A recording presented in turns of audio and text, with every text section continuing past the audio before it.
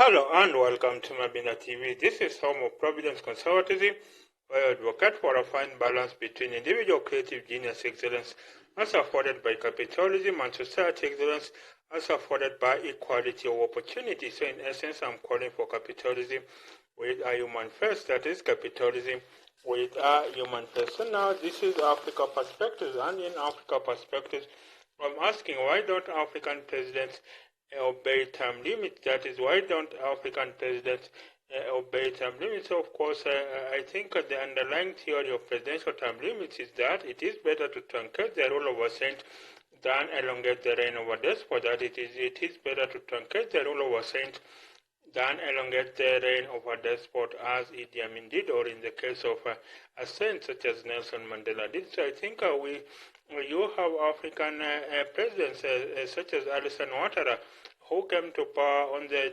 basis of a change. Then, of course, he removed Laurent Gbagbo, the previous president, because Gbagbo had wanted to stay in power. I think after the election results in 2011, he saw helped by the French army, Laurent Gbagbo came into power, was hanging on to power. And then, of course, you had the French forces helping you had the French forces, the army helping Laurent Gbagbo, helping Alassane Ouattara to come to power. And of course, Laurent Gbagbo was removed by a military that is by the power of the French rule. So you had Alassane Ouattara saying that basically he will not be stepping down because the constitution came into effect. That term limits came into effect after the change of the constitution in 2016. So that's Alassane Ouattara for you. And then you had in neighboring Guinea, before the President Alpha Conde was deposed in a military coup, he had wanted to stay on in power for a third term, but of course the military would hear none of it. The military junta overthrew him in a military coup. So that's another one. And then, of course, you have the long-running Ugandan president, Yoweri Museveni, running for president for, I think now he will again be running in 2026. He has not said formally whether he will, but I think he will.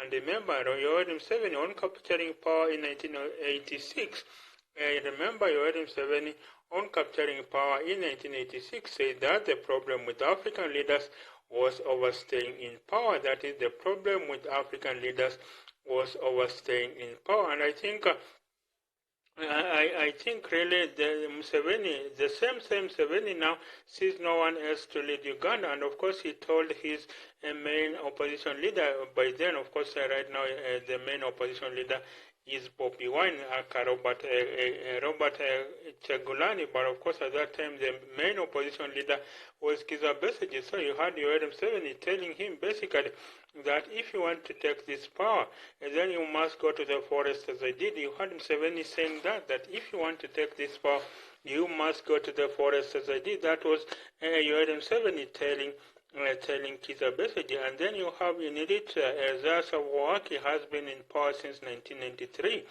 basically after Eritrea broke off from Ethiopia. So now I think he does not show any signs of abdicating power. That is Ezra Afwerki, and of course he conscripts everyone to the military. And I think there has been a problem that when the national team of Eritrea is going to play, and then the players never come back. They stay in that country. So you can see how how low standards of living in Eritrea are making the players not be patriotic at all. And I think we should be obeying term limits. Really, I think there are so many people to lead our country, especially in Africa. We have leadership challenges. The main problem of Africa is leadership challenges. And I think when people say that Africans get the leaders they deserve, and sometimes it's true, sometimes it's not. That is, Africans get the leaders they deserve. But I don't think it is true at all. I think the best leaders to lead Africa are buried deep within. They head the school committee, the lab school committee chairperson. We select the best in the wedding committee chairperson.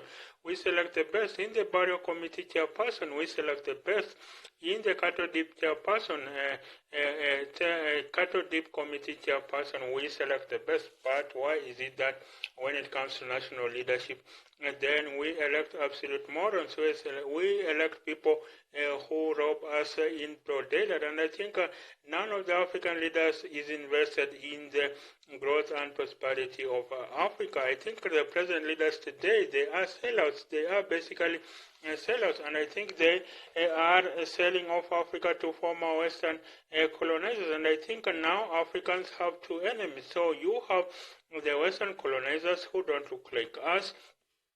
You have the Western colonizers who don't look like us, but who steal resources from Africa for their own countries. So, for instance, the countries such as DR Congo, you have, I think, the ongoing conflict is so that minerals can be mined very, very cheaply. So that's DR Congo. But then, of course, the second class of enemies is the leaders that look like us, have our names, speak our language, but then they are invested in the global operation system that puts Africa at the bottom. So how do we fight these two sets of enemies that Africa has? And I think for Africa to develop, then frankly, it has to do more to find leaders that are invested in the deep issues of the day. And I think African leaders are trapped. Either they have the money, or they have the money, but they don't have emotional connection to the citizens. So they become technocrats, and people don't elect them, but they have the solutions. They have a healthcare plan, they have a jobs plan, they have an infrastructure plan, they have an education plan for Africa to be one of the greatest places where the next growth frontier, for Africa to be the next growth frontier. Or maybe they have the personality, they have the emotional connection to the people, but they don't have the money. So basically, people don't know about them. And I think those are the two main problems that affect Africa. So I think for Africa, then maybe we should identify these leaders that have the emotional connection to the citizenry, identify them, and then basically fund them. Maybe we should give donations to this. And I think maybe African political parties should be run like music record labels or book publishers, so that these people can run for free. And then if maybe the ones that get elected, then we can deduct the salary we can deduct a portion from their salary to fund the political, to fund their campaigns, to recoup the money that was used in their campaigns. Why isn't there a culture of donation in Africa? We don't know who funds our presidents. They don't even reveal where the money for their campaigns come from. And I think we need that transparency from our leaders. Let them tell us, where does the money where they go to campaign for come from? And I think in that case, then we will get leaders that are invested in the deep issues of the day in Africa. And I guarantee you, if Africa gets the leaders that are invested in the deep issues of the day, then Africa could grow, could be a superpower in a generation, not even in a generation, in 10 years. Someone will come along, will develop Africa double digit year on year for 30 years straight, and I think Africa then will be a superpower, but be a force for good in the world. I really think Africa can be, as the world is mad in a lot of conflict, I think Africa can be a force for good in the world. And I think for now, a lot of Africans have lost hope in the country. Look at a country such as Nigeria. I think I think you had Peter Obi, but of course he only won Lagos State, and I think he only won Lagos State, and I don't think that was enough at all to be able to tilt the election in his favor. So I say, let us raise the bar. For too long, we look at the surname of the candidate that is on the ballot, but we could look at their policies. Let's shift our politics to become one of ideology and not one of ideology and not one of that is a tribal patronage. And I think the difference between the ruling party these days and the opposition is not in the ideologies. Maybe a right of center party and a left of center party. The real difference in the ruling party and the opposition party in Africa today is in the region and tribe where they draw their support from. So maybe the opposition draws their support from that is from Tribe A and or regional enclave B, and maybe the ruling party does its support from Tribe C and regional enclave D. So basically it's about tribalism. That's why Africa is not moving forward, because we are divided basically along tribal lines, and I don't think you have this sort of division maybe in Western Europe. They are in their politics, they are divided in the West.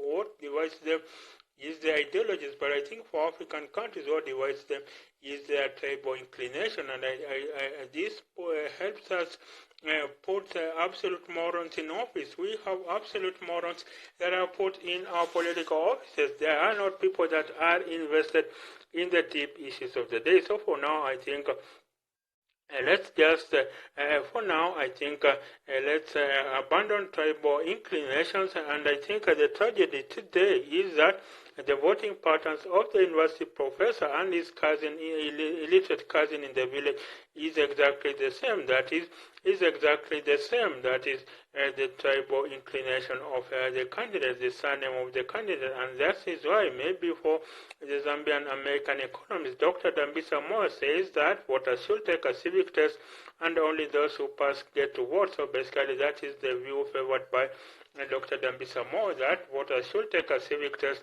and only those who pass get to vote. And of course, she says that voters don't know the weight of their decisions. Of course, it appears elitist at first. It appears elitist when looked at first blank. But I think maybe it is them voters really go to undergo deep issues of the day, maybe even have an exam so that they can then we can see for the people who are going to vote, so that we don't have absolute morons as leaders. And I think Africa has leaders that have sold us down the drain, and the present crop of African leaders, I just don't watch for them. They are not invested in how Africa develops, and I think maybe the reason why colonialism ended was not because we fought against it. Far from it. The reason why colonialism ended was because the Western colonizers saw that it was getting expensive to run the colony. So what better way to have absolute morons, have absolute puppets elected as president?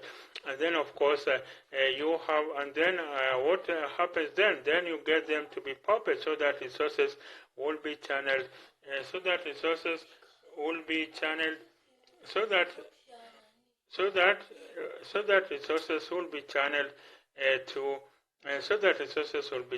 to the West. And I think that is what happened.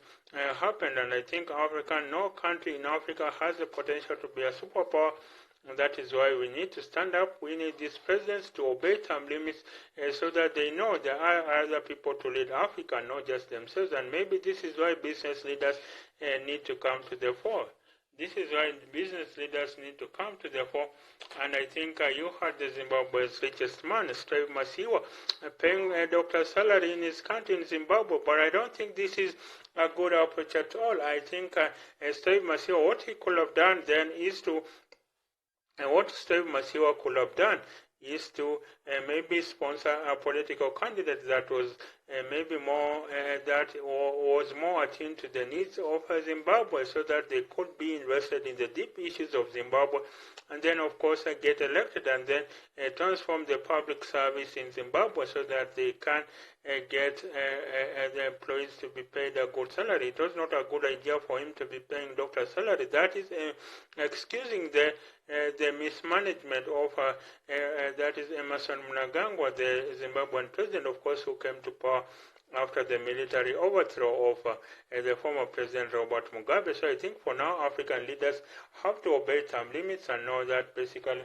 African leaders have to obey term limits and know that basically a country have to obey term limits and know that a country, African countries need better leaders. They are not. It is not just one set of people that should be ruling Africa, but a set of leaders that are chosen based on the democratic credentials, that are chosen based on ideology. So you will tell me on how you think. Do you think African presidents will obey term limits anytime soon? How can these dictators obey term limits. So this has been African Perspectives for now. This is Mabinda TV. This is home of Providence Conservatism.